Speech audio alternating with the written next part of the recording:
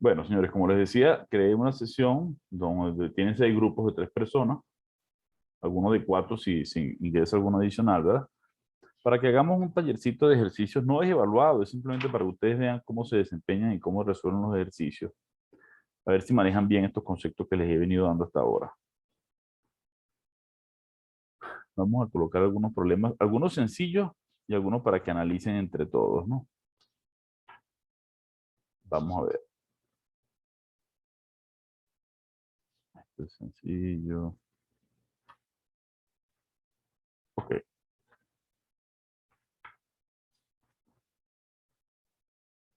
Aquí primer ejercicio. No sé por qué. Ajá, primer ejercicio. Ok. Sí, sí. Primer ejercicio dice lo siguiente.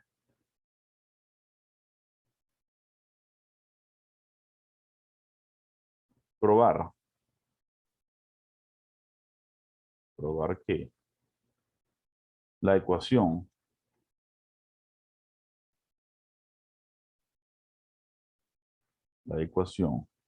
dos x cubo menos 3x cuadrado menos 12x más 2 igual a 0 tiene una raíz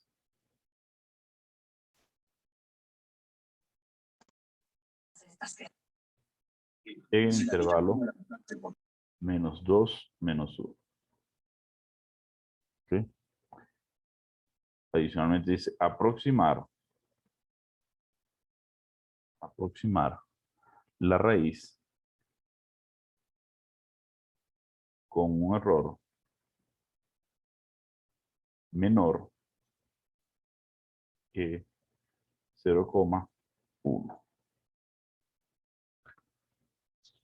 Ese es el primer ejercicio. Vamos a intentarlo, por favor. Vayan a su grupo. Los grupos se pueden escoger en forma. Ustedes se pueden inscribir en cada grupo. Asignense un grupo cada uno de ustedes. Y trabajenlo. Les voy a dar unos 10 minutitos para que lo piensen. Y yo después voy a que volvamos a la clase global. Lo saco del grupo y lo discutimos aquí, ¿ok?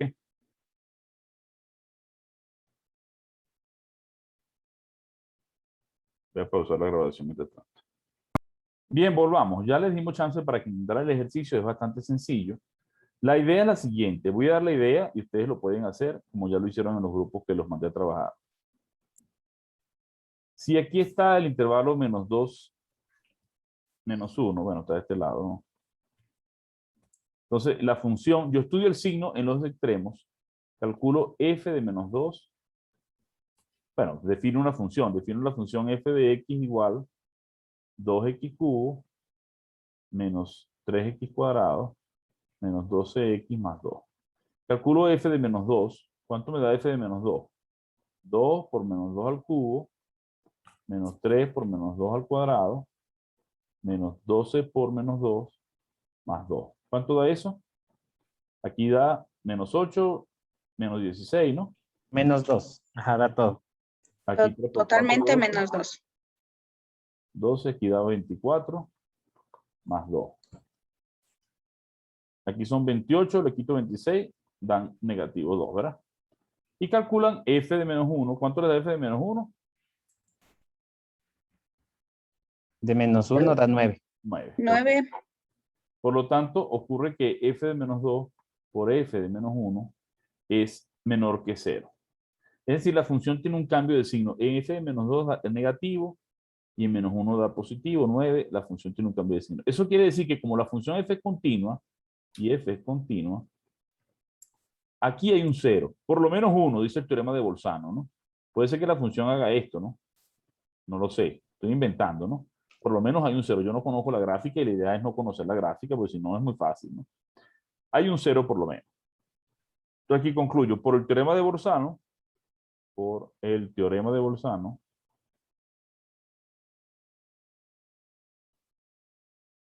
dado que f es continua,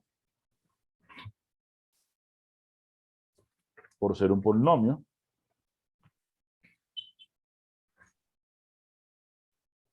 continua en todo R, ¿no? En particular,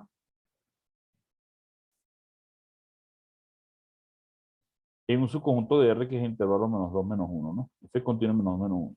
Y que hay un cambio de signo, F continua, por el teorema de Bolzano, dado que esto ocurre, puedo garantizar que existe un valor C en el intervalo menos 2 menos 1, tal que F de C vale 0. Es decir, hubo una raíz para el polinomio que di ahí arriba, no me acuerdo. Díctemelo, por favor, 2x cubo, no sé qué fue lo que le dije. ¿Cuál era el polinomio? 2x 2x cubo. cubo menos 3x cuadrado menos 12x más 2. Ok, tienen una raíz. Ya sabemos que tenemos una raíz. Lo siguiente es cómo ubicar la raíz con una precisión menor al 0.1%, al 0,1. Queremos cometer un error menor al 0,1, ¿no? ¿Qué significa un error menor al 0,1? Que si aquí está la raíz verdadera, R1, y aquí está la aproximación, R0, la distancia entre ellos dos sea menor, R1 menos R0, sea menor que 0,1. Eso quiere decir que están aproximadamente a una distancia de 0,1, errores menores a precisión. ¿Cómo hacemos eso? Vamos a usar un algoritmo que se llama algoritmo de bisección. ¿Ok? Es decir, si aquí tengo menos 2 y aquí tengo menos 1, ¿verdad? Aquí era negativo y aquí era positivo, divido el intervalo a la mitad. Por ejemplo, entre menos 2 menos 1, ¿qué número está? Menos 1.5. Menos 1.5, ¿verdad? Y ahora aplico Bolzano a la izquierda y a la derecha. Es decir, estudio f de menos 2 por f de menos 1.5 y f de menos 1.5 por f de menos 1. Donde hay un cambio de signo, ahí está la raíz. Si en los dos hay cambio de signo, hay raíces en los dos. Al fin y al cabo puede haber más de una raíz, ¿no? Pero imagínense que aquí no hay cambio de signo y que sí lo hay aquí. Entonces descarto este pedazo. Ya sé que la distancia entre este número y este, ¿cuánto es? 0,5, ¿verdad? Fíjense que reduje la raíz, el error de aproximación al 50%. Al menor que 0,5. Porque si la raíz está aquí y la otra está aquí, la original, la aproximación, ya sabes que la diferencia es 0,5. ¿Verdad? Después vuelvo a picar a la mitad. Y aplico Bolzano a la izquierda de aquí. ¿Cuál es la mitad de este? Menos 1.75. Menos 1.75. Vuelvo a estudiar f de menos 2 por f de menos 1.75. Y estudio f de menos 1.75 por f de 1.5, menos 1.5. ¿Dónde hay cambio de signo? Si es menor que 0 aquí, este lo descarto. Yo sé que la raíz está aquí. Ya la distancia sería 0.25, el 25%. Y así voy picando hasta que yo ubique la raíz. Esa es una opción. La otra opción que les comentaba era simplemente agarrar el intervalo menos 2 menos 1, picarlo en 10 pedacitos iguales. Eso garantiza que es, como esta distancia es 1, ¿verdad? Es 1 entre 10, es 0,1, ¿verdad? Esta distancia es 0,1 entre cada pedazo.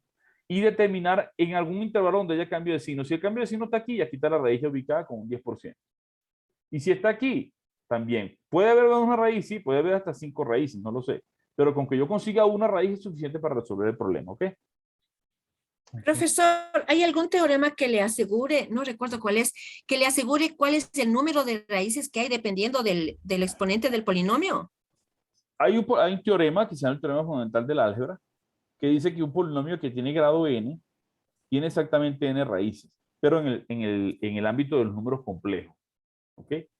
El número complejo sí. En el caso de los números reales no exactamente, sino que hay un teorema que te dice que si una función tiene una raíz, si R es una raíz de un polinomio, R conjugado también es raíz. Por lo tanto, las raíces complejas vienen por pares. Si R es raíz, R conjugado es raíz. Entonces, si hay una raíz, hay dos raíces. Si hay una raíz compleja, tienen que haber dos.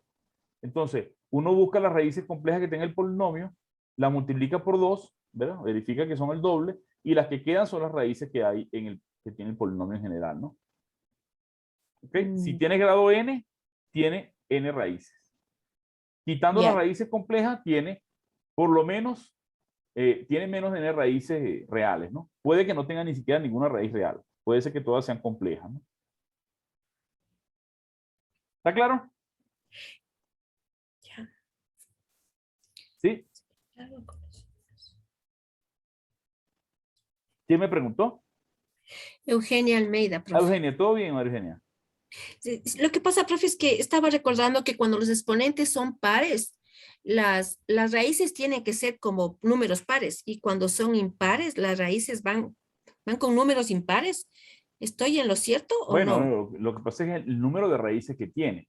Por ejemplo, un polinomio de grado 2, yo te pongo a ti a x cuadrado más bx más c igual a 0. Ya tú sabes cómo son las Ah, raíces. mentira, porque tiene razón, puede que no haya raíces, Claro, puede que haya solo una o puede que haya dos, o claro, o exacto. no hay raíces, Aquí hay dos raíces, más o menos, dos raíces. pero Lo que pueden ser pa- imaginarias, entonces por no eso, le corta el por eje eso, X. en los complejos, en el campo de los complejos, un polinomio de n grado n tiene n Tiene n raíces. raíces, N raíces. ya. Pero en los reales no. Lo que sí es cierto es que si z es raíz, z conjugado también lo es. Por lo tanto, las raíces complejas vienen por pares. Entonces, de ahí uno puede más o menos contar las raíces. Hay unos teoremas de conteo, como el teorema de Rochet, el teorema de Perron-Froben. Hay teoremas más interesantes para conteo de raíces, pero esos son resultados más complejos del análisis, ¿no? Vamos con Ya. otro ejercicio antes de que se nos acabe la clase, porque no nos ha dado tiempo de hacer mucho hoy. Los puse a trabajar y por lo menos veo que se reunieron a pensar un poco. Solamente alguien me consultó el ejercicio. Yo le mandé a probar que si una función f es continua en 0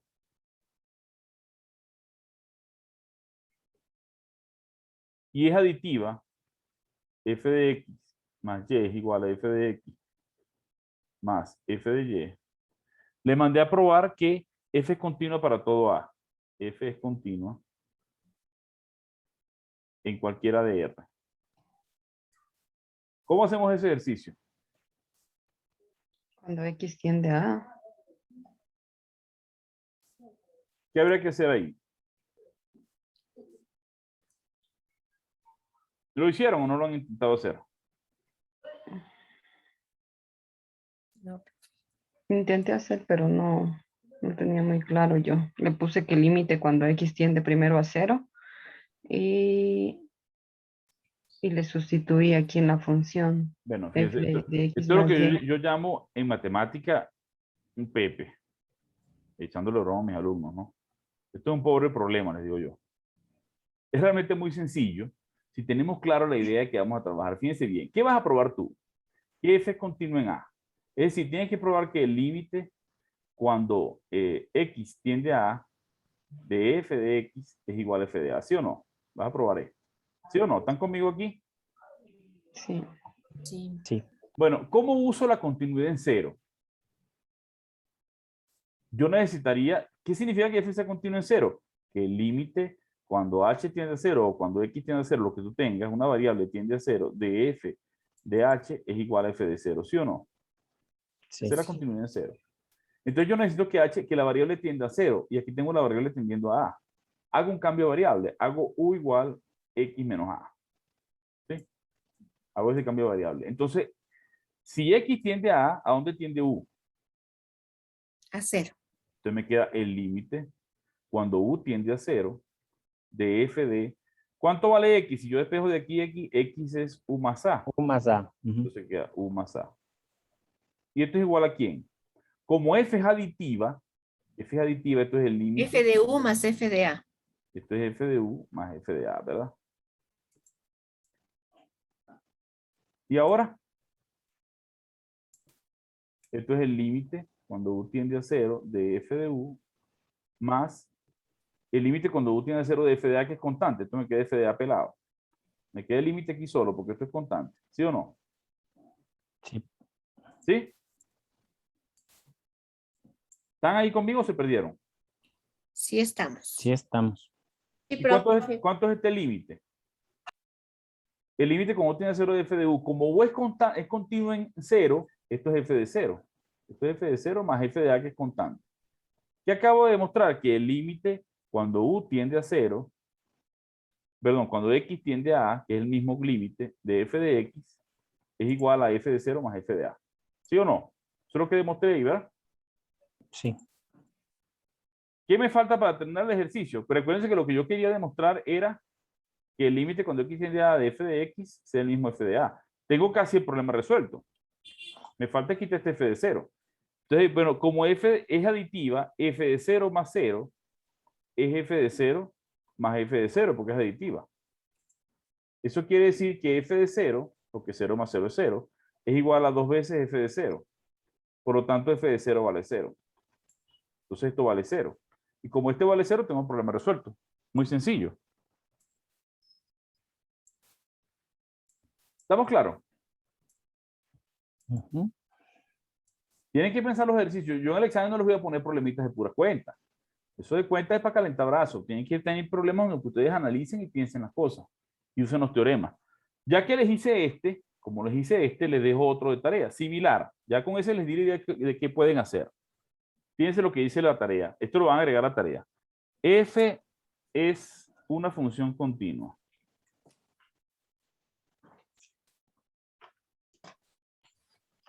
F es una función continua. Una función continua, no, una función. F es una función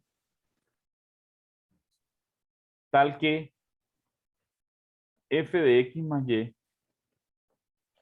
es f de x por f de y, ya no es más. F de x por f de y. Si f es continua en x igual a 0, probar